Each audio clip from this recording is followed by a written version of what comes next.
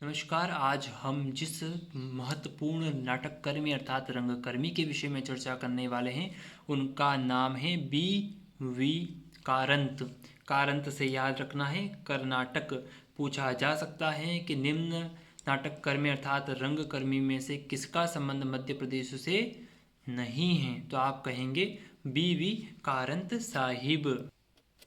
इनके 3 प्रमुख कार्य हैं। पहला, कन्नड़ नाटकों का हिंदी में रूपांतरण, यानी जो कन्नड़ भाषा की जो नाटकें हैं उनका हिंदी में इन्होंने अनुवाद किया है, हिंदी में अनुवाद किया है।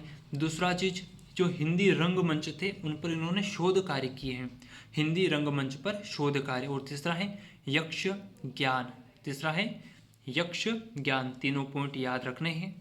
कहाँ से इनका संबंध है, किस क्षेत्र में इनको जाना जाता है, यह तीनों आप भली प्रकार से समझ चुके होंगे। आगे देखते हैं कि इन्होंने भारत भवन भोपाल, कहाँ पर, भारत भवन भोपाल और राष्ट्रीय नाट्यशाला दिल्ली में भी निर्देशन का काम किया है, यानी कि निर्देशक के तौर पर इन्होंने काम किया है। और शायद यही वजह है कि इनको मध्य प्रदेश के MPPSC हुआ, सब इंस्पेक्टर का एग्ज़ाम हुआ, पुलिस का एग्ज़ाम हुआ, जो भी एग्ज़ाम है उनमें पूछा जाता है इनको। ठीक है, कहाँ पर कार्य किया इन्होंने, भारत भवन जो कि भोपाल में है। किसका काम किया, निर्देशक के तौर पर इन्होंने कार्य किया है।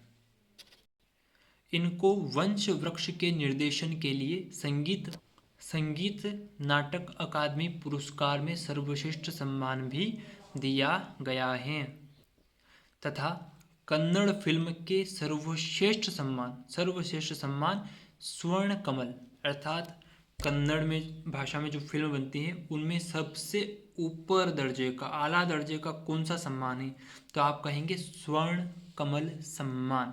तो वह पुरस्कार भी इनको मिल चुका है, लेकिन इनका निधन सितंबर 2002 में हो चुका है। ठीक है, तो इनका जन्म हुआ था 1929 में, मृत्यु 2002 में।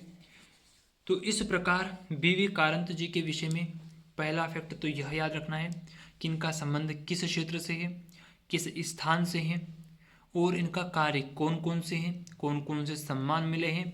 और पूछा जा सकता है कि निम्न में से कौन सा व्यक्ति या व्यक्तित्व भारत भवन भोपाल के निर्देशक के तौर पर भी नियुक्त हुए हैं या नहीं हुए हैं।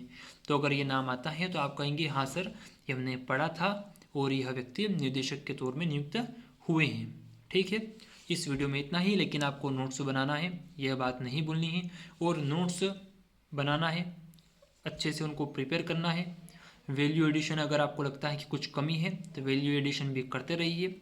और रिवीजन सबसे महत्वपूर्ण चीज़ है। रिवीजन के बिना अगर आपको कोई सा भी टीचर पढ़ाएगा तब भी रिवीजन के बिना वह पढ़ाई अधूरी ही मानी जाती है, क्योंकि एग्ज़ाम में जब तक हम रिवीजन नहीं करेंगे तब तक एग्ज़ाम की प्रिपरेशन पूरी नहीं मानी जाती।